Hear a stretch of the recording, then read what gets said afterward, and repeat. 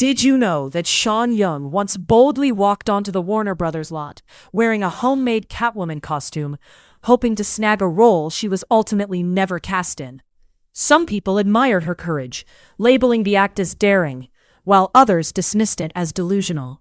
Regardless of opinion, what remains clear is that by the early 1990s, Sean Young had transitioned from Hollywood's rising star to a frequent subject of tabloid ridicule.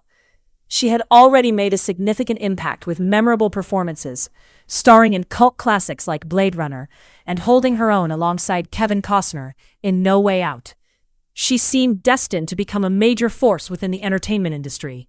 Yet despite this promising trajectory, everything abruptly unraveled. Was it sheer bad luck? The result of studio politics? Or perhaps something far more complex and deeper? Whatever the cause, Sean Young's career took a nosedive, more severe than most could have predicted, and Hollywood never quite extended its forgiveness. So the lingering question remains, what exactly happened to Sean Young? Sean Young was born Mary Sean Young on November 20th, 1959, in Louisville, Kentucky, into a family that was deeply rooted in storytelling. Her father worked as a television producer and journalist, while her mother was both a screenwriter and a public relations executive. Although her upbringing wasn't the typical Hollywood childhood, the world of narratives and media was embedded in her life from the very beginning.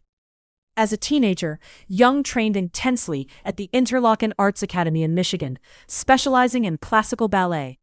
At that stage, her focus was more on discipline, movement, and precision than on pursuing stardom in film. After completing her studies there, she moved to New York to attend the School of American Ballet. However, the allure of acting eventually became too strong for her to resist, prompting a shift in her ambitions. To support herself, she turned to modeling and started landing auditions, where her unique blend of striking looks and an unpredictable sharp confidence began to make her stand out. It wasn't long before the industry took notice. Sean Young made her film debut in 1980 with Jane Austen in Manhattan. While the movie didn't become a blockbuster hit, it was enough to get her noticed within Hollywood circles. Then, in 1981, her career took a notable leap forward when she secured a small yet pivotal role in Stripes, one of the early 80s most iconic screwball comedies. The film featured Bill Murray alongside Harold Ramis, John Candy, Warren Oates, Judge Reinhold, and a young John Larroquette. Stripes was loud, chaotic, and filled with charm, ultimately becoming a major commercial success. Young played MP Louise Cooper, one of the film's romantic interests. Although her role was relatively minor, she managed to hold her own amidst the dominant male cast, bringing a grounded and relaxed quality that contrasted beautifully with the movie's absurdity. This softness helped her stand out to both critics and audiences. Stripes earned over $85 million on a modest budget and quickly became a classic, marking Sean Young's official arrival in Hollywood, even if she wasn't quite a star yet. If Stripes opened the door for Sean Young, then Blade Runner blew it wide open. Released in 1982, she starred opposite Harrison Ford in Ridley Scott's visionary dystopian neo-noir masterpiece, a film that has since been hailed as one of the greatest ever made.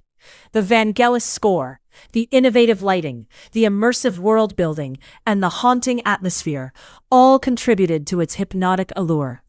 Young's portrayal of Rachel was nothing short of iconic. Departing from the playful charm of her earlier work, she delivered a performance characterized by restraint, mystery, and quiet vulnerability.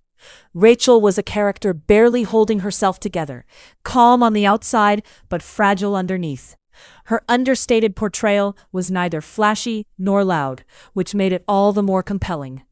Although Blade Runner initially underperformed at the box office, critics took notice of Young's work, and over time, as the film achieved cult status, her role became legendary.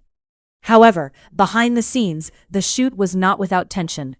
Reports surfaced about friction between Young and Harrison Ford, and rumors labeled her as difficult on set, a reputation that would follow her for years to come. Whether these claims were justified remains unclear, but the stigma was firmly planted. Following Blade Runner, Sean Young took on another ambitious science fiction project, David Lynch's adaptation of Dune in 1984. She played Chani, the Fremen love interest of Paul Atreides, portrayed by Kyle MacLachlan. The film came with a massive budget and high expectations based on the legendary source novel. Unfortunately, the production was plagued by chaos, resulting in a heavily condensed story, uneven tone, and a final cut that felt incomplete and unsatisfying. Critics were harsh and unforgiving.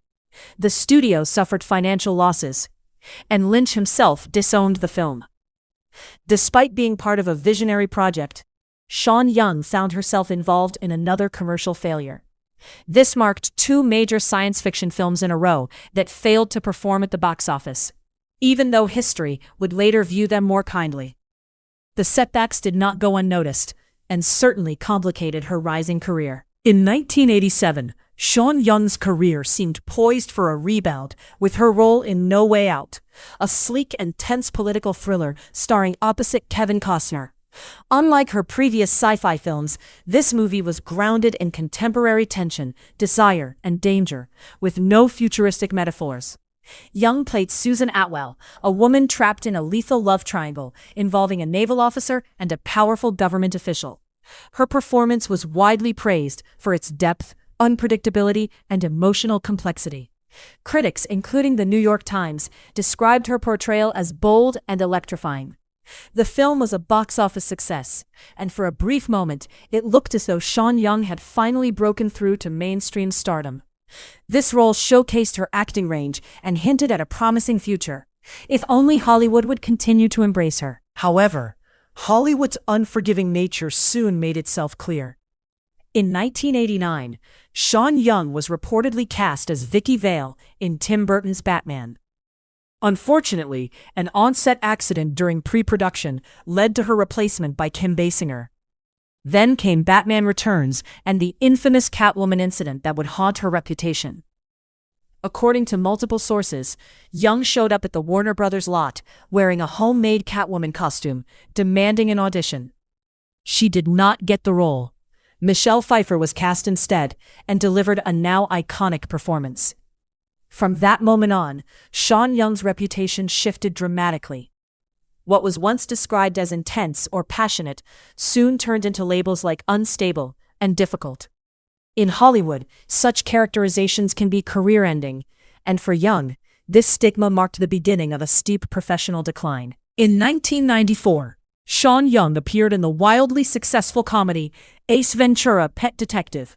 While the film itself was a massive hit, her role quickly became the subject of jokes rather than admiration. Despite the movie's success, her career failed to benefit in any meaningful way. By the early 2000s, opportunities from major studios had all but dried up.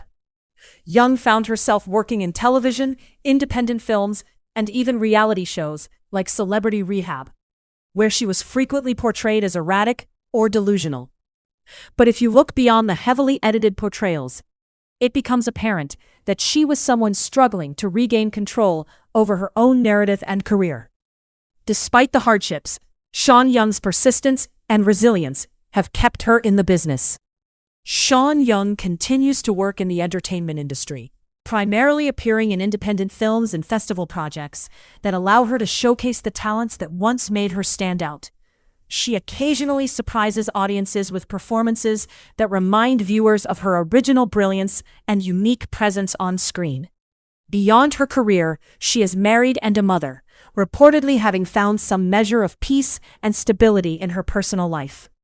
When people remember Sean Young, they recall characters like Rachel and Susan Atwell and wonder about the what-ifs. What if Hollywood had been more patient and supportive? What if she'd been given more room to evolve as an actress? While her career may not have followed the path many expected, it was never dull or predictable. Perhaps in the end, that alone is enough to define her legacy.